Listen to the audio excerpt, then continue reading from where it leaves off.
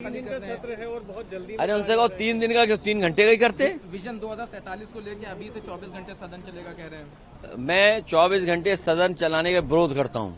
ये क्या बात है, आप जगा रहे हो? अरे तुमने कोई काम नहीं किया 9 साल में, अब तुम 24 घंटे जगाओगे किसी को?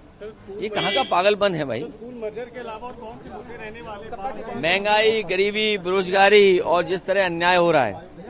विधानसभा सत्र शुरू हो। देखिए, ये वोट का जो मसला है बड़ा है। जब इतनी चीजें उपलब्ध हैं, इतना रिसोर्सेज हैं, तो चुनाव आयोग को, सरकार को ऐसे पुख्ता इंतजाम करने चाहिए जिससे कहीं किसी का फर्जी वोट न बन जाए। और क्योंकि बीजेपी एक्सपर्ट थी वोट बनाने में, वोट कटवाने में, और सबसे ज्यादा फर्जी वोट भी बीजेपी ने बनवाए। जब उन्हें वोट की कमी पड़ गई जीतने के लिए, तो उन्होंने पुलिस आगे कर दी। और इलेक्शन कमीशन को सबसे पहले उत्तर प्रदेश के बाई इलेक्शन को देखना चाहिए कि किस तरह सरकार ने इलेक्शन कमीशन को भी नहीं माना और हम इलेक्शन कमीशन में शिकायत करते रहे। इलेक्शन कमीशन ने कोई कार्रवाई नहीं की।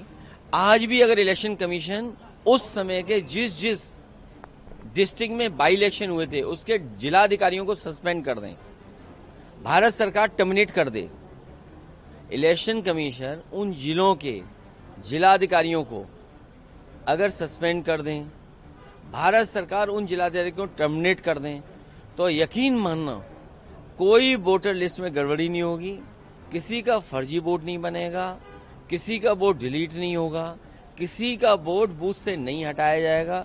जब तक इलेक्शन कमीशन उन अधिकारियों के सस्पेंड और टर्मिनेट नहीं करेंगे, तब तक ये फर्जीफिकेशन, फोर्जरी नहीं रोक पाएगी सरकार। लेकिन उन्होंने, तेजस्वी ने कहा कि वहाँ के जो डिप्टी सीएम है बिहार के, उन्हीं के 2 एपीआई, इसीलिए जिस मैं ये संदर्भ यूपी का कह रहा था, और अगर वहां 2 वोट है डिप्टी सीएम के, यहां तो सीएम वोट लुटवा रहे थे, वहां तो डिप्टी सीएम के 2 ही वोट तो नकली निकले। यहां तो सीएम बूथ लुटवा रहे थे। कोई कल्पना कर सकता है कि बूथ लूटा जाएगा आपका, और वो भी सीएम कहेंगे तब बूथ लूटा जाएगा? आप बताइए, अयोध्या में जो शिक्षा विभाग के अधिकारी अपॉइंट करे थे, जो दूसरों को ड्यूटी दे रहे थे, वो कौन थे?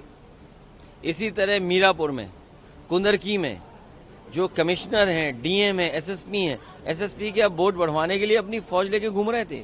वो एसएसपी घूम रहे थे कि वोट बाहर मत निकलना घर से। क्या हमने आपने वो रिवॉल्वर नहीं देखी जिसमें महिलाओं पे रिवॉल्वर तान दी? तो इलेक्शन कमीशन सो रहा था क्या भाई? इलेक्शन कमीशन के इसीलिए तो हम सफेद चादर देने गए थे। क्यों देने गए थे? तो जब अधिकारी ही अपराधी बन